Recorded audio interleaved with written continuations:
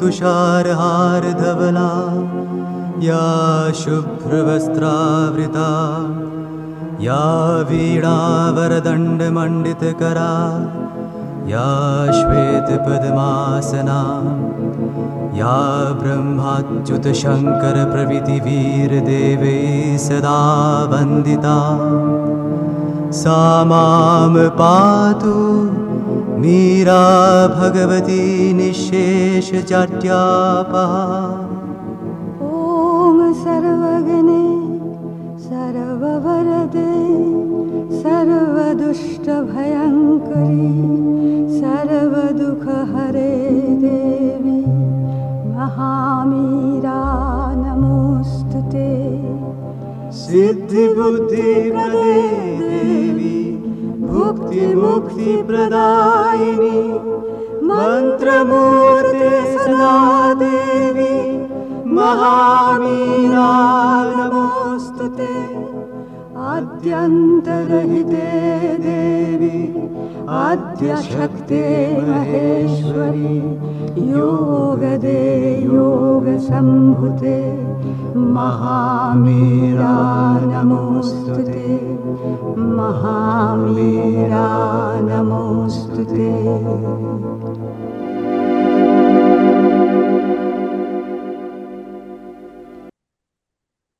आमे आलोचना करछन्ति मातृरचनावली भाग 10 ज्ञान 10।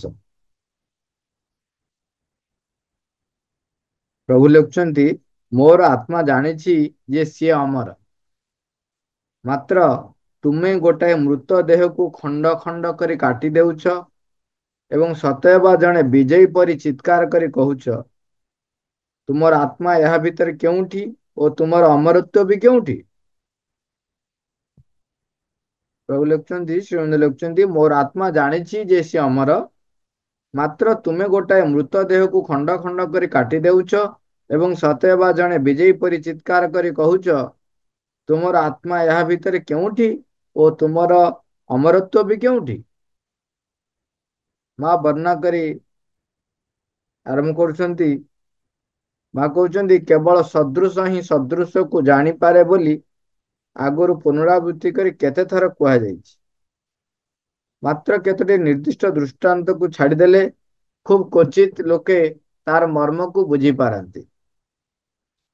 जदि एई कथाटी को सेमाने बुझी पारंते तेबे पृथ्वी रे अज्ञान अनेक परिमाण अंतरित हो जाता। कहउछन्ति जे केवल आत्मा ही आत्मा को जानी पारिबो, तेणु सत्तार प्रत्येक स्तर रे केवल ताहार अनुरूप समस्तर ही कौन से स्तर को जानिया पे समर्थ हुए। केवल परम दिव्यता ही परम दिव्यता को जानी पारे एवं आमे प्रत्येक से परम दिव्यता को निज भितर बहन करिथिबारु ही आमे तांकु देखि परिबार और चिन्हि परिबार सामर्थ्य मध्य अर्जन करिछु। किंतु कौन हुए आमे इंद्रिय गुडी को प्रयोग करी बाह्य नाना उपाय रे ए अंतर्गत जीवन कौन सी वस्तु को बुझिबा लगी जदि चेष्टा करिबा तेबे परिणाम स्वरूप संपूर्ण भाव रे केवल विफल ही हेबा। आमे निजको मध्य तो द्वारा संपूर्ण भावे प्रवंचित करी रखिबा। जे पर्यंत आमे इंद्रिय द्वारा वशीभूत हेई इंद्रिय साहाय्य रे आत्मा को खोजी चलीथिबा तेबे आत्मा प्राप्त हेबे नाही। आउ एठी आउ गोटे निश्चयता बोध आम भितर दउचंती जे जेहेतु आम भितर से निजे उपस्थित अछंती तेणु से निश्चय आम भितर एक सामर्थ्य देइचंती तांकु चिन्हि परिवार। एवं एठी आमे जानी रखिबा जो माने कहउचंती जे तुमर आत्मा कोउठी अमरत्व भी कोउठी, से माने जो ज्ञान जो विज्ञान को पाथय करी बेले बेले एई भली भाव रे एक तर्क उठांती तेबे तांकु से प्रश्नटी करा जाई पारे तुमे जेतेबेले कौनसी जिनिस को अनुसंधान करूछ तुमे कोन ताकू देखिछ कि तुमे खोजी खोजी खोजी खोजी जाई कि ता पाखरे पहुंचुछ ପ୍ରଥମେ ସେ ତୁମ ପାଖରେ ଅଜ୍ଞ ଥିଲା, ତୁମେ ସେ ବିଷୟରେ କୌଣସି ସୁରାକ ପାଇନଥିଲ, ଜାଣିନଥିଲ ଏବଂ ତୁମେ ତାକୁ ଆବିଷ୍କାର କଲ। ଏଭଳି ଅନେକ ବସ୍ତୁ ଆବିଷ୍କାର ହେଇଛି, ଅନେକ କଥା ଆବିଷ୍କାର ହେଇଛି। ତେବେ ତୁମେ ଯୋଉ କଥା ଜାଣିନାହଁ ସେ ବିଷୟରେ ତୁମେ କିପରି କହିପାରିବ ଯେ ତାର ଅସ୍ତିତ୍ଵ ନାହିଁ? ତୁମେ ନିଜେ ହିଁ ପରିଚୟ ଦଉଛ ଯେ ଖୋଜି ଖୋଜି ଅନୁସନ୍ଧାନ କଲେ ନୂତନ ବସ୍ତୁ ଆବିଷ୍କୃତ ହେଉଛି। ତେବେ ଯେ ପର୍ଯ୍ୟନ୍ତ ସେ ବସ୍ତୁଟି ଆବିଷ୍କୃତ ହେଇନଥିଲା, ଯଦି ସେଇ କଥାଟି କାହାକୁ କୁହାଯାଏ, ତେବେ ତ ସେ ନିଶ୍ଚୟ ଅବିଶ୍ୱାସ କରିବ। ତା ଅର୍ଥ କଣ ସେ ଜିନିଷ ନଥିଲା? ଥିଲା, ଆମେ ଦେଖିପାରିବାର ସାମର୍ଥ୍ୟ ପାଇନଥିଲେ। ତେଣୁ ତୁମେ ଯେତେବେଳେ କହୁଛ ଯେ ଆତ୍ମା ଆ ଭିତରେ କୋଉଠି ଅଛି, ଅମରତ୍ଵ କେଉଁଠି ଅଛି, ତା ମାନେ ତୁମକୁ ବର୍ତ୍ତମାନ ଏକ ଦାୟିତ୍ୱ ବୋଧ ପଡିଲା ଯେ ତୁମେ ଅନୁସନ୍ଧାନ କର, ତୁମେ ତାକୁ ଖୋଜ, ତାକୁ ପାଇବା ପାଇଁ ପ୍ରଚେଷ୍ଟା କର, ତୁମେ ନିଶ୍ଚୟ ପାଇବ। ଶ୍ରୀଅରବିନ୍ଦଙ୍କର ସ୍ୱପ୍ନ ଭିତରେ, ସ୍ୱପ୍ନ ପାଗଳାମୀ ଭିତରେ ଆମେ ଅନେକ ସମୟ ଆଲୋଚନା କରିଛନ୍ତି। ଶ୍ରୀଅରବିନ୍ଦ କହୁଛନ୍ତି ସେଠି ଯଦି ଈଶ୍ୱର ଅଛନ୍ତି ତେବେ ମୁଁ ତାଙ୍କୁ ନିଶ୍ଚୟ ପ୍ରାପ୍ତ କରିବି। ଏବଂ ସେ ପ୍ରାପ୍ତ କରିଛନ୍ତି ଏବଂ ଆମ ପାଇଁ ଏକ ଦୃଷ୍ଟାନ୍ତ ଦେଇ ଯାଇଛନ୍ତି। ଇଏ ଗଲା ବିଜ୍ଞାନୀର କଥାକୁ, ସେ ନିଜେ ନିଜର କଥାକୁ କେମିତି କାଟୁଛନ୍ତି। ତା ବାଦେ ଆପଣ ମାନେ ଦେଖିବେ, ଯଦି ବିଜ୍ଞାନୀ ଯାହାକୁ ଦେଖୁଛି, ଆବିଷ୍କାର କରୁଛି, କହିଦଉଛି, ତାପରେ ଆମେ ତାକୁ ଶୁଣିକରି ବିଶ୍ୱାସ କରୁଛେ, ଆମେ କେବେ ତାକୁ ଦେଖିନାହୁଁ। ଆଜି ପର୍ଯ୍ୟନ୍ତ ଆମେ ଯେତେ ଜଣ ପଢି ଆସିଛନ୍ତି ଏବଂ ବିଶ୍ୱାସ କରୁଛନ୍ତି ଅଣୁଜୀବ ମାନେ ଅଛନ୍ତି, ଯୋଉଗୁଡାକ ଆଖି ଦେଖା ଯାଉନାହାନ୍ତି, ତାଙ୍କ ଭିତରୁ କେତେ ଜଣ ଇଲେକ୍ଟ୍ରୋନିକ ମାଇକ୍ରୋସ୍କୋପ ମାଧ୍ୟମରେ ଦେଖିଛନ୍ତି? କାଁ ଭାଁ କ୍ୱଚିତ କେତେ ଜଣ ଦେଖିଛନ୍ତି। ନହେଲେ ତାର ବହୁତ ଗୁଣା ଲୋକ ବିଶ୍ୱାସ କରନ୍ତି ଯେ ଯେହେତୁ ସିଏ ଦେଖିଛି, ଇଏ ଦେଖିଛି, ସିଏ କହିଛନ୍ତି, ତେଣୁ ଏହା ନିଶ୍ଚୟ ସତ୍ୟ। ତେବେ ଆମେ, ହଁ, ଏଠି ଆଉ କେହି କେହି ଭାବି ପାରନ୍ତି ଯେ ମୁଁ ଅଣୁଜୀବ ନ ଦେଖିଲେ କଣ ହେଲା, ମୁଁ ମାଇକ୍ରୋସ୍କୋପ ମାଧ୍ୟମରେ ମୋ ରକ୍ତରେ ଥିବା କଣିକାକୁ ତ ଦେଖିଛି, ତେଣୁ ଅନୁମାନ କରୁଛି ଯଦି ମୁଁ ରକ୍ତରେ ଥିବା କେତେ ଗୁଡିଏ କଣିକାକୁ ଆଖିରେ ଦେଖି ପାରୁନାହିଁ, କିନ୍ତୁ ଏଇ ମାଇକ୍ରୋସ୍କୋପରେ କଣିକାକୁ ଦେଖୁଛି, ତେବେ ଅନ୍ୟ ଯୋଉ ଗୁଡିକ କଥା କହୁଛନ୍ତି, ତେଣୁ ସେମାନେ ନିଶ୍ଚୟ ଦେଖିଥିବେ ଏବଂ ଜାଣିଥିବେ, ତେଣୁ ତାଙ୍କ କଥାକୁ ମୁଁ ବିଶ୍ୱାସ କରୁଛି। ତେବେ ଏଇ କଥାଟି କାହିଁକି ବିଶ୍ୱାସ କରୁନାହଁ ଯେ ଆଉ କେହି ଜଣେ ବ୍ୟକ୍ତି ଯିଏ ଈଶ୍ୱରଙ୍କୁ ଦେଖିଛି ଏବଂ ଅନୁଭବ କରିଛି ଏବଂ ତାଙ୍କ ସହିତ ସେ ଜୀବନ ଅତିବାହିତ କରିଛି, ତାଙ୍କ ସହିତ ସେ ଲୁଚକାଳି ଖେଳିଛନ୍ତି, ତାଙ୍କ ସହିତ ଦୌଡ଼ା ଦୌଡ଼ି ଖେଳିଛନ୍ତି, ସିଏ ଆଙ୍କୁ ଖୁଆଇ ଦେଇଛନ୍ତି, ଇଏ ତାଙ୍କୁ ଖୁଆଇ ଦେଇଛନ୍ତି, ସିଏ ଆଙ୍କ ପାଇଁ କାର୍ଯ୍ୟ କରିଛନ୍ତି, ଭକ୍ତଙ୍କ ପାଇଁ କାର୍ଯ୍ୟ କରିଛନ୍ତି, ସେ କଥା ତୁମେ କାହିଁକି ବିଶ୍ୱାସ କରୁନାହ? ଏହା ହିଁ ପ୍ରମାଣ ଦଉଛି ଯେ ଆମେ କେତେ ଅଜ୍ଞ। ଏଠି ଆଉ ଯୋଉ କଥାଟି କହିଲେ, ଆତ୍ମା ହିଁ ଆତ୍ମାକୁ ଚିହ୍ନେ। ସମସ୍ତରରେ ଥିବା ବ୍ୟକ୍ତି ସମସ୍ତରକୁ ଅନୁରୂପ ସମସ୍ତରଟିକୁ ଚିହ୍ନି ପାରେ। ଜଙ୍ଗଲ ଭିତରେ ଆମେ ଏମିତି ଅନେକ କାହାଣୀ ଶୁଣିଛନ୍ତି ଏବଂ ଦେଖିଛନ୍ତି ଯେ କୌଣସି ଏକ ମୁହୂର୍ତ୍ତରେ ବାଘ ଛୁଆଟି ବା ସିଂହ ଛୁଆଟି, ତୁମେ ଯାହା ବି ଭାବ, ବାଘ ଛୁଆଟି ବିଲୁଆ ମାର ପାଖରେ ବଢିଛି ଏବଂ ବିଲୁଆ ମା ଯେହେତୁ ସେ ତାର ବି କେତେ ଗୁଡିଏ ପିଲା ଅଛନ୍ତି ଏବଂ ବାଘ ଛୁଆଟି ମଧ୍ୟ ଦେଖିଛି, ତାକୁ ସେ ନିଜ ଛୁଆ ଭଳି ତାକୁ ଲାଳନ ପାଳନ କରିଛି। ବାଘ ଛୁଆ ଧୀରେ ଧୀରେ ବଡ ହେଉଛି, ବଡ ହେଲେ ଅନ୍ୟ ବିଲୁଆ ଛୁଆଙ୍କ ସହିତ ସେ ତାର ଭାବୁଛି ସେମାନେ ମୋର ଭାଇ ଭଉଣୀ, ତାଙ୍କ ସହିତ ଯେତେବେଳେ ଯାଉଛି, ଆଉ ଗୋଟିଏ ବାଘକୁ ଦେଖିଲେ ଯେମିତି ସେ ବିଲୁଆ ଛୁଆ ମାନେ ଦୌଡିକି ପଳେଇ ଆସୁଛନ୍ତି, ସେ ବି ସେମିତି ଦୌଡିକି ପଳେଇ ଆସୁଛି। କିନ୍ତୁ ଯେତେବେଳେ ବାଘଟିଏ ଦେଖୁଛି, ଆରେ ତା ଭିତରେ ବାଘ ଛୁଆଟେ ରହିଛି, ତାପରେ ସେ ତାକୁ ଗୋଡେଉଛି, ବିଲୁଆ ଛୁଆ ମାନେ ଦୌଡୁଛନ୍ତି, ସେ ବି ଦୌଡି ପଳଉଛି, କିନ୍ତୁ ବାଘ ଦୌଡି ଦୌଡି ଯାଇ ତାକୁ ଧରୁଛି, ଧରିକି ଆଣିକି ତାକୁ ପରିଚୟ କରି ଦଉଛି ଯେ ତୁ କିଏ ସେ। ଏଇଠି ଗୋଟେ, ଏଟା ଗୋଟେ ଜଙ୍ଗଲର ଏକ ଅତି ଛୋଟ କଥାଟିଏ ହେଇପାରେ, ଆମର ଯୋଉ ଆଲୋଚନା ରହିଛି ସେ ଆଲୋଚନା ସହିତ ପୂର୍ଣ୍ଣ ସାମଞ୍ଜସ୍ୟ ନାହିଁ, କିନ୍ତୁ ବାଘଟିଏ ବାଘ ଛୁଆକୁ ଚିହ୍ନୁଛି ଏବଂ ତାକୁ ଚିହ୍ନେଇ ଦଉଛି ଯେ ହଁ ଦେଖ ତୋ ସ୍ୱରୂପ ଏଇଆ। ତେଣୁ ଆମ ଭିତରେ ଯୋଉ ମନ ପ୍ରାଣ ଶରୀର ନେଇକି ଆମେ ବଞ୍ଚୁଛୁ, ସେ ଇନ୍ଦ୍ରିୟକୁ ପାଥେୟ କରି ସିଏ ଯେତେବେଳେ ତାର ଜୀବନ ଶୈଳୀ ସେ କରି ଚାଲିଛି, ତେବେ ସିଏ କିପରି ଆତ୍ମାକୁ ଚିହ୍ନି ପାରିବ, ସେ କିଭଳି ଆତ୍ମାକୁ ଆବିଷ୍କାର କରିପାରିବ ଏବଂ ଆତ୍ମା ସମ୍ବନ୍ଧରେ କିଛି କହିପାରିବ। ଯେତେବେଳେ ମନ ପ୍ରାଣ ଶରୀର ଅନ୍ତରାତ୍ମା ଦ୍ଵାରା ପରିଚାଳିତ ହବ, ସେତେବେଳେ ସିଏ ଜାଣିପାରିବ କୋଉଟା ଅନ୍ତରାତ୍ମାର ଗୁଣ, କୋଉଟା ବାହ୍ୟ ଗୁଣ। ତେଣୁ ଏଇଠି ଆମେ ମନେ ରଖିବା ଯେ ଆମ ଭିତରେ ଯେହେତୁ ଆତ୍ମା ଅଛନ୍ତି, ତେଣୁ ଆମକୁ ତାଙ୍କୁ ଅର୍ଜନ କରିବାର ଆମ ଭିତରେ ସାମର୍ଥ୍ୟ ବି ସେ ଦେଇଛନ୍ତି, ଏବଂ ଯୋଉ ଇନ୍ଦ୍ରିୟକୁ ବ୍ୟବହାର କରିକି ଆମେ ତାଙ୍କୁ ପାଇବାକୁ ଖୋଜୁଛନ୍ତି, ସେ ଇନ୍ଦ୍ରିୟ ସାହାଯ୍ୟରେ ସେ ପ୍ରାପ୍ତ ହେବେ ନାହିଁ। ସେଥିପାଇଁ ମା ଲେଖୁଛନ୍ତି, ତେଣୁ ଇନ୍ଦ୍ରିୟକୁ ପ୍ରୟୋଗ କରି ଯେତେବେଳେ ଆମେ ତାଙ୍କୁ ପାଇବା ପାଇଁ ଯାଉଛୁ, ତେଣୁ ବିଫଳ ହେବା ହିଁ ସମ୍ପୂର୍ଣ୍ଣ ଭାବରେ କେବଳ ବିଫଳ ହିଁ ହେବ, ଏବଂ ନିଜକୁ ମଧ୍ୟ ତଦ୍ୱାରା ସମ୍ପୂର୍ଣ୍ଣ ଭାବେ ପ୍ରବଞ୍ଚିତ କରି ରଖିବ, ଠକିବ। ଆମେ ଆମ ଜୀବନରେ ଦେଖନ୍ତୁ, ଆମର ଯୋଉ ସମସ୍ତର କଥା କହିଲେ, ସେଠି ଦେଖିବେ ଆମ ଭିତରେ ଯେହେତୁ ଭକ୍ତି ଭାବ ରହିଛି, ତେଣୁ ଆମେ କୋଉଠି ଯଦି ଭକ୍ତିପୂର୍ଣ୍ଣ କଥା ଆଲୋଚନା ହଉଛି, ସେଠି ଆମେ କଣ ହଉଛୁ, ଟିକେ ଠିଆ ହେଇଯାଉଛୁ, ଆମକୁ ଭଲ ଲାଗୁଛି ଆମେ ଶୁଣିବା ପାଇଁ, ବା ଭକ୍ତି ଗୀତ ଯଦି ହଉଛି ଆମକୁ ଭଲ ଲାଗୁଛି।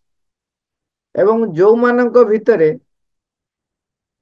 ସେଇ ଧୁମ୍ ଧଡକା ମ୍ୟୁଜିକ ହଉ ବା ବାତ ମରା ଡ୍ୟାନ୍ସ ର ନାଚ ପ୍ରତି ତାଙ୍କର ଆକୃଷ୍ଟ ଭାବ ରହିଛି, କିମ୍ବା ନ ବୁଝି ପାରିଲା ଭଳିଆ ଶବ୍ଦର ସଂଯୋଜନାରେ ଏକ ବିକଟାଳ ଶବ୍ଦରେ ଯୋଉ ଭିନ୍ନ ଭିନ୍ନ ପ୍ରକାରର ଗୀତ ରହିଛି, ସେଇ ଗୀତ ଯାହାକୁ ଭଲ ଲାଗୁଛି ତାକୁ ଆମେ ଜାଣିଛନ୍ତି ତାହା ହଉଛି ନିମ୍ନ ପ୍ରାଣକୁ ଚରିତାର୍ଥ କରୁଛି ବା ନିମ୍ନ ପ୍ରାଣକୁ ଖୁସି କରାଉଛି ବୋଲି ଯୋଉମାନେ ସେଇଥିରେ ବଞ୍ଚୁଛନ୍ତି, ତାଙ୍କ ପାଖରେ ଯଦି ଭକ୍ତି ଗୀତ ଗାଇବ, ସେ କଣ କହିବେ ଜାଣିଛନ୍ତି? ଏ କଣ ସେ ଗାଇଲା ବେଳିକା ନିଦ ଲାଗିବ। କିନ୍ତୁ ଯୋଉମାନେ ଭକ୍ତି ଗୀତକୁ ବା ଭକ୍ତି ଗୀତର ପ୍ଲାବନରେ ନିଜେ ପ୍ଲାବିତ ହେଇଛନ୍ତି, ନିଜେ ମଜି ଯାଇଛନ୍ତି, ସେମାନେ ଯେତେବେଳେ ଭକ୍ତି ଗୀତ ଶୁଣିବେ, ସେତେବେଳେ ସେମାନେ ଭକ୍ତି ଭାବରେ ତଲ୍ଲୀନ ହେଇଯିବେ। ତେଣୁ ଯିଏ ଯୋଉ ସ୍ତରରେ ଥାଏ, ସାଧାରଣତଃ ସେଇ ସମସ୍ତରଟିକୁ ସେ ଜାଣିବାକୁ ସମର୍ଥ ହୁଏ। ତେଣୁ ଆମେ ପ୍ରଚେଷ୍ଟା କରିବା ଉଚିତ, ଆମେ କିପରି ଏଇ ମନ ପ୍ରାଣ ବାହ୍ୟ ସ୍ତରରୁ ଉର୍ଦ୍ଧ୍ୱକୁ ଉଠିବା। ମା ସେଥିପାଇଁ ଆମକୁ ସଚେତନ କରାଇ ଦଉଛନ୍ତି ଯେ ତୁମେ ଯେତେବେଳେ ଭୌତିକ ଚେତନା ଭିତରେ ଅବସ୍ଥାପିତ ହେଇ ରହିଛ, ତେବେ ତୁମେ ନିଜେ ନିଜକୁ ଠକି ଚାଲିଛ। ସିଏ କଣ କରେ,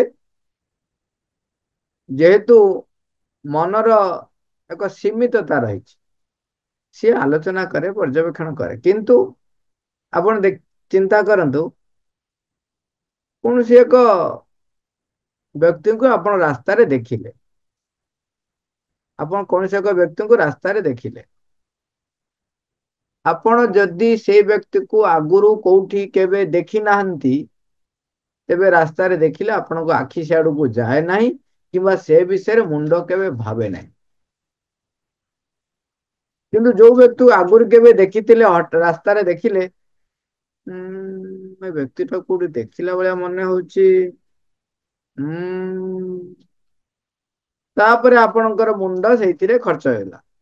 କୋଉଠି ଦେଖିଥିଲି, କୋଉଠି ଦେଖିଥିଲି, କେତେବେଳେ ଦେଖିଥିଲି, ହଁ କେମିତି ଦେଖିଥିଲି, ଇତ୍ୟାଦି ଇତ୍ୟାଦି ଇତ୍ୟାଦି ଖୋଜିଲା ଖୋଜିଲା ଖୋଜିଲା ଖୋଜିଲା ଏବଂ ପାଇଲା। ଆରେ ହେ ମୁଁ ଅମୁକ ଜାଗାରେ ଦେଖିଥିଲି, ସେ ବ୍ୟକ୍ତି ଏହା କରୁଥିଲା, ଇତ୍ୟାଦି ଇତ୍ୟାଦି। ସିଏ ଯୋଉଟା ଆଗରୁ ଦେଖିଛି, ଆଗରୁ ତା ପାଖରେ ପ୍ରତିଭାତ ହେଇଛି, କେବଳ ସେ ସେତିକି ହିଁ ବିଶ୍ୱାସ କରେ, କେବଳ ସେତିକିକୁ ହିଁ ଦେଖିଲେ ଚିହ୍ନିପାରେ। ଆମ ଜୀବନ କାଳ ଭିତରେ ଆମେ କେତେ କଥା ଦେଖିଛନ୍ତି, କହୁନାହାନ୍ତି କେତେ କଥା ଦେଖିଛନ୍ତି। ତେବେ ତା ଅର୍ଥ କଣ? ପୃଥିବୀ ପୃଷ୍ଠରେ ଆମେ ଯାହା ଦେଖି ନାହାନ୍ତି ତାର ସ୍ଥିତି ନାହିଁ, ତାର ଅବସ୍ଥିତି ନାହିଁ। କିନ୍ତୁ ମନ ଯେତେବେଳେ ତାକୁ ଦେଖିବ, ତାକୁ ସେ ସ୍ୱୀକାର କରିବ ନାହିଁ। ଯଦି ସେ ବିଷୟରେ ଆଲୋଚନା କରନ୍ତି, ସେ କହିବ ନା ମୁଁ ଦେଖିନି ମାନେ ସେ ନାହିଁ। କିନ୍ତୁ ଏବେ ଯୁକ୍ତି ବୁଦ୍ଧି ଟିକେ ଆସିଗଲାଣି। ମୁଁ ଦେଖିନି ଯେ ଆଉ କିଏ ଦେଖିଥିବ ଥବ, କାହିଁକି ବେକାରଟାରେ କହିକି ନିଜକୁ ଲଜ୍ଜା ବୋଧ କରିବି। ହେଇପାରେ, ହେଇପାରେ। ଏବେ ଜଣେ ଶିକ୍ଷକ ସହିତ, ଜଣେ ଶିକ୍ଷକ ସହିତ ଗୋଟେ ଥର ଆଲୋଚନା ଚାଲିଥିଲା। ସେ କହିଲେ ତାଙ୍କର ପିଲାମାନେ +3 ପରୀକ୍ଷାରେ ଗୁଡାଏ ଗୁଡାଏ ଶବ୍ଦ ଲେଖିଛନ୍ତି, ଗୁଡାଏ ବୋମ୍ବାଷ୍ଟିକ ୱାର୍ଡ ଲେଖିଛନ୍ତି। କିନ୍ତୁ ସେ ୱାର୍ଡ ର ଅର୍ଥ କୋଉ ଜାଗାରେ ନାହିଁ। ହଠାତ୍ ଟିଚର ଯେତେବେଳେ ଦେଖନ୍ତି, ଭାବନ୍ତି ଏ ନୂଆ ଯୁଗ ହେଲାଣି, କେତେ କଥା ନୂଆ କଥା ବାହାରିଲାଣି, ହୁଏତ ଏଇଟା ଆଉ ଗୋଟେ କଣ ଥିବ, ଆମେ ଜାଣିନାହାନ୍ତି, ହେଇଥାଇପାରେ ସେ ଆଉ କୋଉ ବହି ପଢାପଢି କରିଥିବ। କିନ୍ତୁ କୌତୁହଳ ବଶତଃ, ଜିଜ୍ଞାସା ବଶତଃ ନୂଆ କଥାଟିଏ ଶିଖିବା ପାଇଁ ଯେତେବେଳେ ଶିକ୍ଷକ ଖୋଜି ଖୋଜି ଖୋଜି ଖୋଜି ନୟାନ୍ତ ହେଇଯାଉଛି, ସେ ଶବ୍ଦର ଅର୍ଥ କୋଉଠି ପାଉନାହିଁ, କିମ୍ବା ସେ ଶବ୍ଦ କୋଉଠି ଦେଖି ପାରୁନାହିଁ। ଯେତେବେଳେ ତାକୁ ପଚରା ଯିବ, ସେ କଣ କହୁଛି ଜାଣିଛନ୍ତି? ଲେଖିଦେଇଛି ବୋମ୍ବାଷ୍ଟିକ ୱାର୍ଡ, ତମେ ଭାବୁଥିବ କାଳେ କୋଉଠି ଥବ, ସେଇଥିପାଇଁ ଦେଖି ମାର୍କ ଦେଇଦବ ନା ଆଉ। ଏଇ ସ୍ଥୂଳ ପ୍ରମାଣ, ଆମେ ଯାହା ମନର ଏଇ ସୀମିତତାକୁ, ମନର ଏହି ଆପେକ୍ଷିକତାଟାକୁ ବୁଝିବାକୁ ପଡିବ। ଏବଂ ସେଇ ବୁଝିକରି ନିଜକୁ, ନିଜର ସେଇ ଅଜ୍ଞାନତାର ସୀମାକୁ ଚିହ୍ନିବା ଦରକାର। ସେଇଥିପାଇଁ କହୁଛନ୍ତି ସିଏ ସ୍ଥୂଳ ପ୍ରମାଣ, ତାହା ସପକ୍ଷରେ ସିଏ ଆଣି ଠିଆ କରେ। ଯଦି ସେ ଠିଆ ନ କରିପାରେ, ତେବେ ସେ କଣ କରେ? ତାକୁ ନିର୍ବୋଧ ବ୍ୟକ୍ତି ଭଳି ସ୍ୱୀକାର କରିବାକୁ ମନା କରିଦିଏ। କହୁଛନ୍ତି ଆଉ ଗୋଟେ କଥା କହୁଛନ୍ତି, ସେହିପରି ଏକ ଦୃଷ୍ଟିକୋଣର ପୋଷଣ କରି ଯେକୌଣସି ନିର୍ବୋଧ ବ୍ୟକ୍ତି ମଧ୍ୟ ବେଶ କଳ୍ପନା କରିପାରିବ ଯେ ସିଏ ଉଚ୍ଚତମ ବସ୍ତୁ ଗୁଡିକ ବିଷୟରେ ମଧ୍ୟ ବିଚାର କରି ତାକୁ ଏଇଟା ଅଥବା ସେଇଟା ବୋଲି କହିଦେଇ ପାରିବ। ଗଭୀରତମ ଅନୁଭୂତି ଗୁଡିକୁ ମଧ୍ୟ ଅସ୍ୱୀକାର କରିପାରିବ। ସେ ଯୁକ୍ତି ଦେଖେଇ ତାକୁ ଅସ୍ୱୀକାର କରିଦିଏ ଏବଂ ସେଥିରେ ମଧ୍ୟ ସେ ନିର୍ବୋଧ ଭଳିଆ ତାକୁ ଅସ୍ୱୀକାର କରେ। ମା ଏଇଠି କହୁଛନ୍ତି ଯେ, ଆଉ ଗୋଟେ ପାରାଗ୍ରାଫରେ ମା କହୁଛନ୍ତି, ଆତ୍ମା ସେ ଶରୀରକୁ ଛାଡି ଚାଲି ଯାଇ ନଥିଲେ ତାହା କଦାପି ଏକ ମୃତ ଶରୀରରେ ପରିଣତ ହୋଇନଥାନ୍ତା। ଏଇ ସୃଷ୍ଟିରେ କୌଣସି ଏକ ବସ୍ତୁର ସ୍ଥିତି ଅଛି, ମାନେ ତା ଭିତରେ ଆତ୍ମା ରହିଛନ୍ତି। ଯଦି ଆତ୍ମା ନିଜକୁ ସେଥିରୁ ଉଡ୍ର କରିନେବେ, ତେବେ ସେ ବସ୍ତୁର, ସେ ଜୀବର ସ୍ଥିତି ହିଁ ନାହିଁ। ମା କହୁଛନ୍ତି ଏଇଥିରୁ ଆମେ ସର୍ବଦା ସେ ଗୋଟେ ସିଦ୍ଧାନ୍ତରେ ଆସି ପହଞ୍ଚିବା ଯେ ବିନୟର ଦୃଷ୍ଟି ହିଁ ଏକମାତ୍ର ଯଥାର୍ଥ ଦୃଷ୍ଟି। ଆମେ ଯାହା ଜାଣିନାହୁଁ ତାହା ପ୍ରତି ଏକ କୋଳାହଳ ଶୂନ୍ୟ, ତାହା ପ୍ରତି ଏକ କୋଳାହଳ ଶୂନ୍ୟ ସମ୍ମାନ ପ୍ରଦର୍ଶନ କରିବା। ଆମେ ଯାହା ଜାଣି ନାହୁଁ ତାହା ପ୍ରତି ଏକ କୋଳାହଳ ଶୂନ୍ୟ ସମ୍ମାନ ପ୍ରଦର୍ଶନ କରିବା।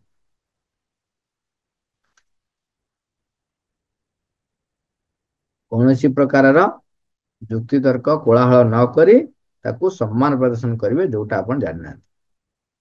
କିନ୍ତୁ ଯୋଉମାନେ ଇଗୋରେ ବସବାସ କରନ୍ତି, ଅହଂରେ ବସବାସ କରନ୍ତି, ସେମାନେ କେବେ ଏପରି କରିପାରନ୍ତି ନାହିଁ।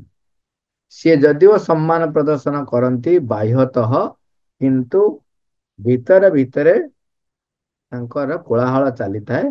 ସିଏ କହୁଥାନ୍ତି ଦେଖେଇ ହଉଛି, ଅମକ କରୁଛି, ଇତ୍ୟାଦି ଇତ୍ୟାଦି କେତେ କଥା କହିଛି, ଭିତରେ ଚାଲିଥିବ। ସେଥିପାଇଁ ଏଠି ଲେଖୁଛନ୍ତି ମା ଯେ କୋଳାହଳ ଶୂନ୍ୟ ସମ୍ମାନ ପ୍ରଦର୍ଶନ ଆମର ଅଜ୍ଞାନ ମଧ୍ୟରୁ ବାହାରକୁ ବାହାରି ଆସିବା ନିମନ୍ତେ ଆମ ଭିତରେ ଏକ ଅଭିପ୍ସା ରହିଥିବ, ତାହା ହିଁ ଯଥାର୍ଥ ଦୃଷ୍ଟି। ଆମେ ଯୋଉ ଅଜ୍ଞାନତା ଭିତରେ ରହିଛନ୍ତି ତାକୁ ସ୍ୱୀକାର କରିବା ଏତେ ବଡ ଛୋଟିଆ କଥା ନୁହେଁ। ନିଜର ଅଜ୍ଞାନତାକୁ ସ୍ୱୀକାର କରିବା ହଉଛି ଗୋଟେ ବଡ ଗୁଣ ଏବଂ ତାକୁ ସ୍ୱୀକାର କରିବେ, ତା ଭିତରୁ ବାହାରକୁ ବାହାରି ଆସିବା ନିମନ୍ତେ ଅଭିପ୍ସା ରଖିବେ। ମନୁଷ୍ୟମାନେ ଯାହା ଜାଣିନାହାନ୍ତି ସେମାନେ ତାହା ପ୍ରତି ସମ୍ମାନ ପ୍ରଦର୍ଶନ କରିବେ। ସେମାନେ କୌଣସି କଥାକୁ ଜାଣିନାହାନ୍ତି ଓ ତେଣୁ ତାହା ବିଷୟରେ କୌଣସି ବିଚାର କରିପାରିବେ ନାହିଁ ବୋଲି ସ୍ୱେଚ୍ଛା ପ୍ରଣୋଦିତ ହୋଇ ସ୍ୱୀକାର କରିବେ। ନିଜେ ସ୍ୱୀକାର କରିବେ ଯେ ମୁଁ ଯେହେତୁ ଜାଣି ନାହିଁ ତେଣୁ ତାକୁ ସମ୍ମାନ ଦେବି। ମୁଁ ଯେହେତୁ ଜାଣି ନାହିଁ ତେଣୁ ତାକୁ ବିଚାର କରିବାର ଅଧିକାର ମୋର ନାହିଁ। ଯୋଉ କଥା ଆମେ ଜାଣିନାହାନ୍ତି ସେ କଥାକୁ ବିଚାର କରିବାର ଆମର କୌଣସି ଅଧିକାର ନାହିଁ। ଆମେ ଜାଣିନାହାନ୍ତି କହିଲେ କଣ ଭାବୁଛୁ? ହଁ ନା ନା ମୋର ସେ ଜ୍ଞାନ ନାହିଁ, ତମେ ଭାରି କହିଲା ବାଲା, ଆଉ ତମର ଭାରି ଜ୍ଞାନ ଅଛି ଆଉ। ଏଇ ଧାରଣା ଅଛି ମାନେ ଆପଣ ଜାଣିନାହାନ୍ତି, ଏଟା ବି ମନେ ରଖନ୍ତୁ। ଦି ପ୍ରକାର କଥା। ଯିଏ ଜାଣିଛି ସିଏ କେବେ ଏମିତି ଫାଡରୁ ମାରିବନି। ତାର କିଛି କିଛି ଜ୍ଞାନ ଯେତେବେଳେ ହେଇଛି ସେତେବେଳେ ସେ ନୀରବ ରହେ, ସେ ଜାଣେ ଯେ ଆଠାରୁ ଆହୁରି ବହୁତ ଜ୍ଞାନ ଅଛି। ମୁଁ ପ୍ରବଳ ଜ୍ଞାନରୁ ବହୁତ ଜ୍ଞାନରୁ କିଞ୍ଚିତ ମାତ୍ର ଅର୍ଜନ କରିପାରିଛି ବା ସେଇ ଜ୍ଞାନଟି ମୋତେ ଅଧିକାର କରିଛି। ମୁଁ ଜ୍ଞାନ ପ୍ରାପ୍ତ କରିନି, ଜ୍ଞାନଟି ମୋତେ ଅଧିକାର କରିଛି। ତେବେ ସେତେବେଳେ ସେ ନିଜ ଇଚ୍ଛାରେ ସ୍ୱୀକାର କରିବ ଯେ ମୁଁ ଏଇଟା ଜାଣିନାହିଁ। ସେତେବେଳେ ସେ ନିଶ୍ଚୟ ତାକୁ ସମ୍ମାନ ପ୍ରଦର୍ଶନ କରେ। ବେଳେ ବେଳେ ଅଧିକ ଇଗୋର ବଶବର୍ତ୍ତୀ ହେଇ ଲୋକ କଣ କରେ, ମୁଁ ଯଦି ଜାଣିନାହିଁ ଆଉ କେହି ଜାଣିବେ ନାହିଁ। ତେଣୁ ସେ କଣ କରେ, ତାର ଇଗୋର ବଶୀଭୂତ ହେଇ ସିଏ ଏପରି ଭାବରେ ଏକ ପରିବେଶ ସୃଷ୍ଟି କରେ ଯେପରି ଲୋକମାନେ ସେଇ ସତ୍ୟ ବିଷୟରେ ସଚେତନ ନ ହେଇପାରନ୍ତି। ଯେମିତି କଥାରେ କୁହନ୍ତି, ବର୍ଷ ବର୍ଷ ଧରି ରାଜନୈତିକ ପାର୍ଟି ମାନେ କହି ଆସୁଛନ୍ତି ଯେ ଗରିବ ହଟେଇ ଦବୁ, କିନ୍ତୁ ସେମାନେ କୌଣସି ପ୍ରକାରର ସେଇଭଳି କିଛି କାର୍ଯ୍ୟ ହାତକୁ ନେଇନାହାନ୍ତି ଯଦ୍ୱାରା ଗରିବ ରହିବ ନାହିଁ। ହାତକୁ ନେଲେ କାର୍ଯ୍ୟ କଣ ନା, ଯୋଉମାନେ ଗରିବ ରେଖାର ତଳକୁ ଅଛନ୍ତି ସେମାନଙ୍କୁ ମାଗଣାରେ ଖାଇବାକୁ ଦେବେ। କିନ୍ତୁ ତାର ପରିଣାମ କଣ ହଉଛି ନା, ତାର ପରିଣାମ ହଉଛି, ମୁଁ କହୁନି ଏହା ଏକ ସାର୍ବଜନୀନ ପରିଣାମ ସବୁ ଜାଗାରେ ରହୁଛି, କିନ୍ତୁ ଅଧିକାଂଶ କ୍ଷେତ୍ରରେ ହଉଛି, ସେମାନେ ଯେତେବେଳେ ପାଇଗଲେ କୌଣସି ପ୍ରଚେଷ୍ଟା ବିନା, ତେବେ ସେମାନେ ଆଳସ୍ୟତା ତାମସିକତାର ବଶବର୍ତ୍ତୀ ହେଲେ। ଏବଂ ଆଳସ୍ୟତା ତାମସିକତା ଯୋଉଠି ଆସି ପହଞ୍ଚିଲା ସେଠି ପ୍ରାଣିକ ଅନୁସ୍ପନ୍ଦନ, ପ୍ରାଣିକ ଗତିବୃତ୍ତିର ଯୋଉ ଉତ୍ସାହ, ଆବେଗ, ନୂତନ ବସ୍ତୁ ପ୍ରତି ଯୋଉ ଜିଜ୍ଞାସା, ନୂତନ କାର୍ଯ୍ୟ କରିବା ପାଇଁ ଯୋଉ ପ୍ରେରଣା, ତାହାର ସ୍ରୋତ ବନ୍ଦ ହେଇଯାଏ। ତେଣୁ ଆଳସ୍ୟ ତାମସିକତାର ପ୍ରଭାବରେ ସେମାନେ ନିମ୍ନ ପ୍ରାଣର ବଶବର୍ତ୍ତୀ ଅଧିକ ହୁଅନ୍ତି। ଏବଂ ଯେତେବେଳେ ସେମାନେ ବିନା ପରିଶ୍ରମରେ କିଛି ପାଇଗଲେ ସେତେବେଳେ ତାଙ୍କ ପାଖରେ ଥିବା ଅର୍ଜିତ ଧନକୁ ଅନ୍ୟ ଅର୍ଥରେ ବ୍ୟବହାର କରିବାକୁ ଆରମ୍ଭ କରନ୍ତି, ଯାହା ଫଳରେ ସେମାନଙ୍କର ବାହ୍ୟ କ୍ରିୟା ଅତି ଅସାମାଜିକ ହେଇ ଚାଲେ ଏବଂ ତାଙ୍କର ଚେତନାର ସ୍ତର କଥା ତ ବହୁତ ଦୂରରେ, ନିଜର ବୁଝିବାର ସାମର୍ଥ୍ୟ ମଧ୍ୟ ନିମ୍ନଗାମୀ ହେଇ ହେଇ ଚାଲେ। ତେବେ ଯୋଉ ସତରେ ସେମାନେ ଚାହୁଁଥିଲେ ଗରିବ ହଟେଇବା ପାଇଁ, ଯଦି ଚାହୁଁଥିଲେ ତେବେ ଏହା ଫଳରେ ତ ଲୋକଟିଏ ଯୋଉ ଯେତିକି ପାଇଲା ତାକୁ ଯୋଉ ନଷ୍ଟ କରି କରି ଚାଲିଲା, ବ୍ୟର୍ଥ ଭାବରେ ବ୍ୟବହାର କରି କରି ଚାଲିଲା, ସେ ତ ଗରିବରୁ ଅଧିକ ଗରିବ ହେଇଯିବ। ଥରେ ଜଣେ ରାଜା ଏଠି ଗୋଟେ ଗପଟେ ମନେ ପଡୁଛି, ଏଇ ଗପଟି କହିକି ଆଜି ଏଇ ପାରାଗ୍ରାଫରେ ଶେଷ କରିବା। ଥରେ ଜଣେ ରାଜା ଅତ୍ୟନ୍ତ ଦୟାଳୁ ଏବଂ ପଶୁପକ୍ଷୀ ପ୍ରେମୀ। ତାଙ୍କ ରାଜ୍ୟବାସୀଙ୍କ ପ୍ରତି ତାଙ୍କର ପ୍ରେମ ଭଲ ପାଇବା ବହୁତ ଥିଲା। ରାଜ୍ୟବାସୀ ମାନେ କିପରି ହଇରାଣରେ ପଡିବେ ନାହିଁ, ସମସ୍ତେ କେମିତି ସୁଖରେ ଆରାମରେ ରହିବେ, ସୁବିଧା ପ୍ରାପ୍ତ ହେବେ, ଦୁଃଖ ଯେମିତି କାହାକୁ ଛୁଇଁବ ନାହିଁ, ସେଥିପାଇଁ ରାଜା ଅନେକ ପ୍ରଚେଷ୍ଟା କରନ୍ତି, ଅନେକ ପ୍ରଚେଷ୍ଟା କରନ୍ତି। କିନ୍ତୁ ତା ସହିତ ତାଙ୍କ ଭିତରେ ଏକ ଦୁର୍ବଳତା ଥିଲା। ସେ ଦୁର୍ବଳତାଟି ହଉଛି ପଶୁ ପକ୍ଷୀଙ୍କ ପ୍ରତି କେହି ଯଦି ଅତ୍ୟାଚାର କରନ୍ତି ସେ ସହ୍ୟ କରିପାରନ୍ତି ନାହିଁ। ପଶୁ ପକ୍ଷୀଙ୍କ ପ୍ରତି ତାଙ୍କର ଏକ ଅହେତୁକ ଯୋଉ ସ୍ନେହ ଭାବ, ଶ୍ରଦ୍ଧା ଭାବ ଦୁର୍ବଳତା ରୂପେ ତାଙ୍କ ପାଖରେ ଥିଲା। ଆମେ ଦୁର୍ବଳତା କହୁଛୁ କିନ୍ତୁ ତାହା ଏକ ଭଲ ଗୁଣ। ସମସ୍ତଙ୍କ ପ୍ରତି ସ୍ନେହ ସୌହାର୍ଦ୍ଦ୍ୟ ରଖିବା ତାର ସେ ଏକ ପ୍ରଥମ ପଦକ୍ଷେପ। ଅଗ୍ରଗତି କରିବାର, ଅନ୍ତରାତ୍ମାକୁ ପ୍ରାପ୍ତ କରିବାର ସେ ଏକ ପଦକ୍ଷେପ। ବସ୍ତୁ ଜୀବ ନିର୍ବିଶେଷରେ ସମସ୍ତଙ୍କ ଭିତରେ ଭଗବାନଙ୍କୁ ଦେଖି ଭଲ ପାଇବା, ଭଗବାନଙ୍କୁ ତା ଭିତରେ ଯେହେତୁ ଭଗବାନ ଅଛନ୍ତି ତେଣୁ ମୁଁ ତାଙ୍କୁ ସମ୍ମାନ ଦେବି, ତାଙ୍କୁ ମୁଁ ଭଲ ପାଇବି, ତାଙ୍କୁ ମୁଁ ହେୟ ଜ୍ଞାନ କରିବି ନାହିଁ। ବସ୍ତୁ ହଉ ଜୀବ ହଉ। ସେ ଦିନେ ଏମିତି ରାଜା ବେଶ ପରିତ୍ୟାଗ କରି ସାଧାରଣ ଲୋକ ହିସାବରେ ରାଜ୍ୟରେ ବୁଲୁଛନ୍ତି।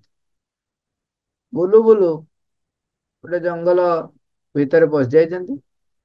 ସେଠି ଦେଖିଲେ ଯେ ଗୋଟେ ଲୋକଟିଏ ଚଢେଇ ଧରୁଛି। ସେ ଭାରି ବ୍ୟସ୍ତ ହେଇଗଲେ। ସେ ଚଢେଇକୁ ଯୋଉଭଳି ଭାବରେ ଫାସ ପକେଇ ଧରିକି ଆଣିଛି, ତାପରେ ତାକୁ ଆଣିକି ପଞ୍ଜୁରୀ ଭିତରେ ରଖିଛି, ଆହୁରି ଫାସ ଖୋଲିବାକୁ ଯାଉଛି। ରାଜା ଦେଖିକି ଆଶ୍ଚର୍ଯ୍ୟ ହେଇଗଲେ। କହିଲେ, ଆରେ ବାବା, ତମେ କାହିଁକି ଏମିତି ଏଇ ପକ୍ଷୀ ଗୁଡାକୁ ତମେ ବନ୍ଦୀ କରିକି ଆଣିକିରି ଏମିତି ପଞ୍ଜୁରୀ ଭିତରେ ରଖିଛ? କାହିଁକି ସେମାନଙ୍କୁ କଷ୍ଟ ଦଉଛ? ନା ଆଜ୍ଞା, ଏଇଟା ମୋର ଜୀବିକା। ମୁଁ ପଶୁ ପକ୍ଷୀ ଧରିକି ନଉଛି, ବଜାରରେ ବିକୁଛି। ଯୋଉ ଲୋକମାନେ ପଶୁ ପକ୍ଷୀକୁ ଘରେ ପାଳିବାକୁ ଚାହୁଁଛନ୍ତି, ତେଣୁ ତାଙ୍କୁ ମୁଁ ଦେଇ ଦଉଛି, ବିକୁଛି। ବିକିକି ଯୋଉ ଅର୍ଥ ରୋଜଗାର କରୁଛି ତାହା ମୋ ପରିବାର ପୋଷଣ କରୁଛି। ତେଣୁ ଛଦ୍ମବେଶୀ ରାଜା କହୁଛନ୍ତି, କାହିଁକି ତୁମେ ଅନ୍ୟ କାର୍ଯ୍ୟ କର, ଏ କାର୍ଯ୍ୟ କାହିଁକି କରୁଛ? ଅନ୍ୟ ଯେକୌଣସି କାର୍ଯ୍ୟ କରୁଛ କର, ଯଦ୍ୱାରା ତମ ଜୀବିକା ନିର୍ବାହ କରିପାରିବ। ନା ମୋର ପାଖରେ ଅର୍ଥ ନାହିଁ। ନା ଯଦି ଅର୍ଥ ନାହିଁ ତୁମେ ରାଜାଙ୍କ ପାଖକୁ ଯାଅ, ରାଜାଙ୍କ ପାଖରୁ ଅର୍ଥ ଆଣ ଏବଂ ନିଜ କାର୍ଯ୍ୟରେ ଲଗେଇ ସେଥିରୁ ନିଜର ଅର୍ଥ, ନିଜର ପରିବାର ପାଇଁ ଅର୍ଥ ରୋଜଗାର କର। ସେ କହିଲେ, ନା ନା, ଏଇଟା ତ ସବୁଠୁ ସହଜ ବାଟ, ମୁଁ କାହିଁକି ସେଟା ଯିବି? ନା ତାହେଲେ ଠିକ ଅଛି, ମୁଁ ତମକୁ ବର୍ତ୍ତମାନ ସୁଦ୍ଧା ସେ ଆଗ ସେ ପକ୍ଷୀ ଯେତିକି ତମେ ଧରିଛ ମତେ ଆଗ ଦିଅ, ମୁଁ ଆକୁ ସବୁ କିଣି ନେବି। ଆଉ ତମେ ଆଉ କେବେ କିଣିବ ନାହିଁ, ଯେମିତି ମୁଁ କିଛି ତୁମକୁ ଅର୍ଥ ଦେବି। ତମେ ତାପରେ ସେଇ ଅର୍ଥକୁ ନେଇକରି କିଛି ବ୍ୟବସାୟ କର କିମ୍ବା ଅନ୍ୟ କୌଣସି କାମ କର, ଜମି କିଣ, ଚାଷବାସ କର, କିନ୍ତୁ ଏ ପଶୁ ପକ୍ଷୀ ମାନଙ୍କୁ ଏମିତି ଆଉ ହଇରାଣ କର ନାହିଁ। ସେ ପକ୍ଷୀ ପାଖରୁ କିଣି ଆଣି, ସେ ଯୋଉ ଲୋକ ପାଖରୁ ସେ ପକ୍ଷୀ ମାନଙ୍କୁ କିଣି ଆଣି ତାଙ୍କୁ ଅଧିକ ସ୍ୱର୍ଣ୍ଣ ମୁଦ୍ରା ଦେଇ ତାପରେ ସେ ତାକୁ କଣ କଲେ, ଆଣିକି ଛାଡିଦେଲେ। ତାପରେ ତାଙ୍କ ମନରେ ଚିନ୍ତା ରହିଲା ଯେ ଲୋକ ଏମିତି କରୁଛନ୍ତି, ତେଣୁ ସିଏ କଣ କଲେ, ଘୋଷଣା କରେଇ ଦେଲେ ଯେ ଯୋଉମାନଙ୍କ ପାଖରେ ପକ୍ଷୀ ସବୁ ବନ୍ଦୀ ହେଇକି ରହିଛନ୍ତି, ଦେଖନ୍ତୁ ଆମେ ଭଲ ପାଉଛୁ ବୋଲି ପଶୁ ପକ୍ଷୀଙ୍କୁ ନିଜ ପାଖରେ ପଞ୍ଜୁରୀ ଭିତରେ ରଖିବାକୁ ଭାରି ଭଲ ପାଉ।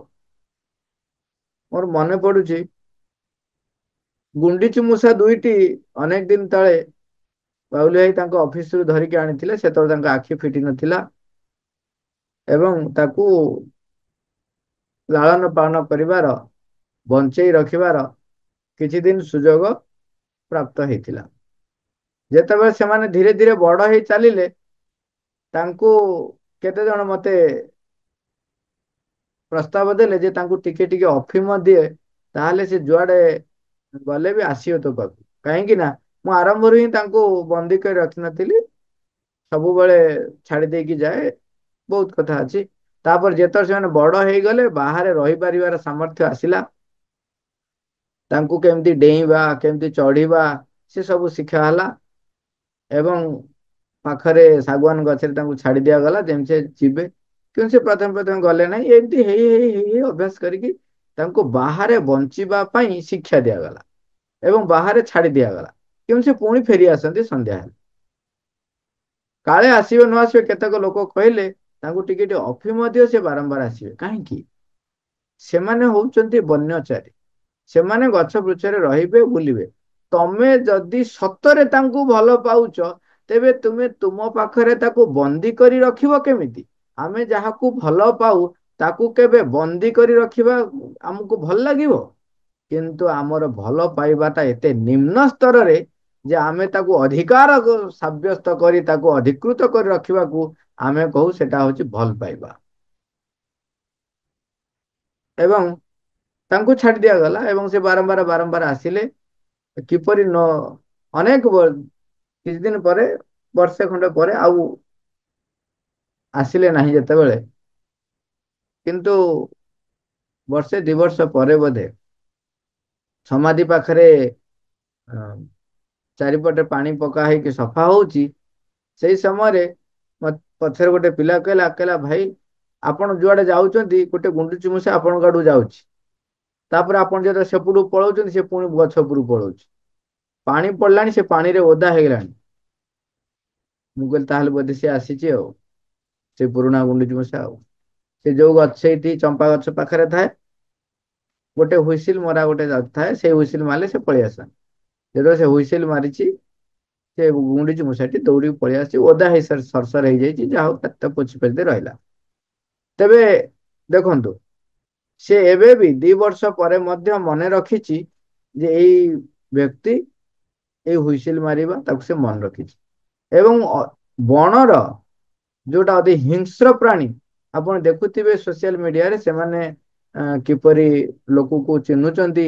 ଏବଂ ଜଣେ ବ୍ୟକ୍ତି ଆପଣ ତା ନାଁ ଟା ମୋର ମନେ ପଡୁନି ସିଏ ତ ଜଙ୍ଗଲକୁ ଯାଉଛନ୍ତି ପଞ୍ଝାଏ ସିଂହ ମାଡି ଆସୁଛନ୍ତି।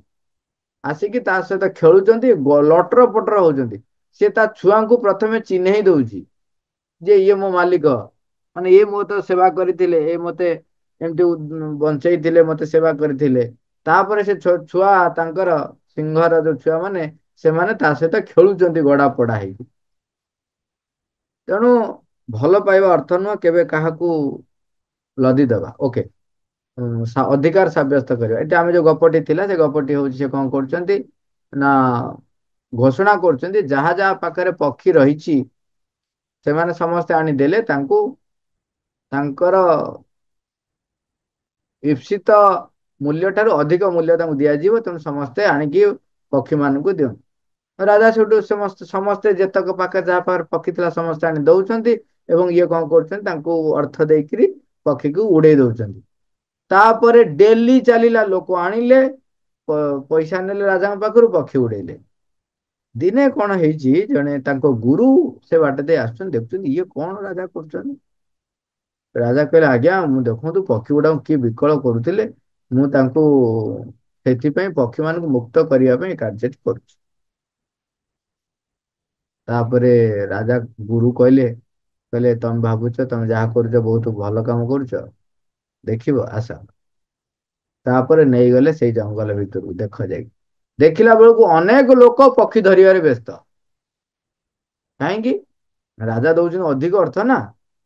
ଇଏ ଭାବିଥିଲେ ଯାହା ଯାହା ପାଖରେ ପକ୍ଷୀ ଅଛି ତାଙ୍କୁ ମୁଁ ନେଇ ଆସିବି ଯଦ୍ଵାରା ପକ୍ଷୀ ମାନେ ମୁକ୍ତ ହେଇଯିବେ। କହିଲେ ବର୍ତ୍ତମାନ ଦେଖ ପକ୍ଷୀ ମାନଙ୍କୁ କେତେ ଜବରଦସ୍ତ କଲ ବଲ କରିକି ଆଣୁଛନ୍ତି। କେବଳ ଏଇଥିପାଇଁ ଅଧିକ ଅର୍ଥ ତୁମ ଠାରୁ ପ୍ରାପ୍ତ କରିବେ। ଆମେ ବାହାରର ଏଇ ଯୋଉ ଇନ୍ଦ୍ରିୟ ଲବ୍ଧ ପ୍ରୟୋଗ କରିକିରି କେବେ ବି ଆପଣ ଉପଯୁକ୍ତ ସମାଧାନ ପ୍ରାପ୍ତ କରିପାରିବେ ନାହିଁ। ଇଏ ହଉଛି ଆମର ଅଜ୍ଞାନତା। ଆମେ ଭାବୁଛୁ ଏଇଟା ହିଁ ହଉଛି ଜ୍ଞାନ। ତେଣୁ ଏଇ ଅଜ୍ଞାନ ଭିତରୁ ଆମକୁ ବାହାରିବା ପାଇଁ ନିଜକୁ ଅନ୍ତରାତ୍ମାକୁ ଆବିଷ୍କାର କରିବା। ସେଥିପାଇଁ ଅଭିପ୍ସା ରଖିବା। ସେ କହୁଛନ୍ତି ଆମ ଭିତରେ ଏକ ଅଭିପ୍ସା ରହିବ ତାହା ହିଁ ଯଥାର୍ଥ ଦୃଷ୍ଟି ଯେ ମୁଁ ସେ ଜ୍ଞାନକୁ ପ୍ରାପ୍ତ କରିବି। ସେ ଲାଷ୍ଟ ଲାଇନ ଟା ପଢି ସାରିବା। ମନୁଷ୍ୟ ମାନେ ଯାହା ଜାଣିନାହାନ୍ତି ସେମାନେ ତାହା ପ୍ରତି ସମ୍ମାନ ପ୍ରଦର୍ଶନ କରିବେ। ସେମାନେ କୌଣସି କଥାକୁ ଜାଣିନାହାନ୍ତି ଓ ତେଣୁ ତାହା ବିଷୟରେ କୌଣସି ବିଚାର କରିପାରିବେ ନାହିଁ ବୋଲି ସ୍ୱଚ୍ଛା ପ୍ରଣୋଦିତ ହୋଇ ସ୍ୱୀକାର କରିବେ। ଅନ୍ୟାନ୍ୟ ବହୁ ଉପାୟରେ ମଧ୍ୟ ଏଇଟି ମଧ୍ୟ ସେମାନଙ୍କର ଅଗ୍ରଗତିରେ ସବୁଠାରୁ ଅଧିକ ପରିମାଣରେ ସାହାଯ୍ୟ କରିପାରିବ। କିନ୍ତୁ ଆମେ ସର୍ବଦା ଠିକ ବିପରୀତ କଥାଟି କରିଥାଉ। ଯାହା ବିଷୟରେ ଆମର କୌଣସି ଜ୍ଞାନ ନଥାଏ ଆମେ ସେଗୁଡ଼ିକ ସମ୍ବନ୍ଧରେ ଚୂଡ଼ାନ୍ତ ମତ ବ୍ୟକ୍ତ କରୁ। ଅସହିଷ୍ଣୁତା ସହ କହୁ ଏଇଟା ଅବଶ୍ୟ ସମ୍ଭବ, ମାତ୍ର ସେଇଟା ଏକାବେଳକେ ଅସମ୍ଭବ। ତେଣୁ ଯେଉଁ ସବୁ ବିଷୟରେ ଆମର କସ୍ମିନ୍ କାଳେ ବି କୌଣସି ଜ୍ଞାନ ନଥିଲା ଆମେ ସେଗୁଡ଼ିକ ସମ୍ବନ୍ଧରେ ସନ୍ଦେହ ପ୍ରକାଶ କରୁଛୁ ବୋଲି ଆପଣାକୁ ଯୋଉ ବଡ କେଡେ ଯୋଗ୍ୟ ବୋଲି ଦେଖଉଛୁ, ସେଠି ମନେ ରଖିବା ସନ୍ଦେହ କେବେ ବି ତୁମ ଯୋଗ୍ୟତାର ସଂକେତ ନୁହେଁ ବା ଯୋଗ୍ୟତାର ମାପକାଠି ନୁହେଁ। ସଂଶୟବାଦ ଓ ସନ୍ଦେହ ଅଗ୍ରଗତି ପଥରେ ଏମାନେ ଗୋଟିଏ ଗୋଟିଏ ସବୁଠାରୁ ବଡ ବାଧା। ସେମାନେ ଅଜ୍ଞାନ ସହିତ ଏକ ଅନମନ୍ୟତାକୁ ଆଣି ଯୋଡି ଦେଇଥାନ୍ତି। ଏହି ସୂତ୍ରାବଳୀରେ ପ୍ରଭୁ ଏହା ଲେଖୁଛନ୍ତି ବୋଲି ମା ବର୍ଣ୍ଣନା କରୁଛନ୍ତି। ତେଣୁ ସଂଶୟବାଦ ଓ ସନ୍ଦେହ ଅଗ୍ରଗତି ପାଇଁ ସବୁଠାରୁ ବଡ ବାଧା। ମା ଥ୍ୟାଙ୍କ ୟୁ ଅଲ୍।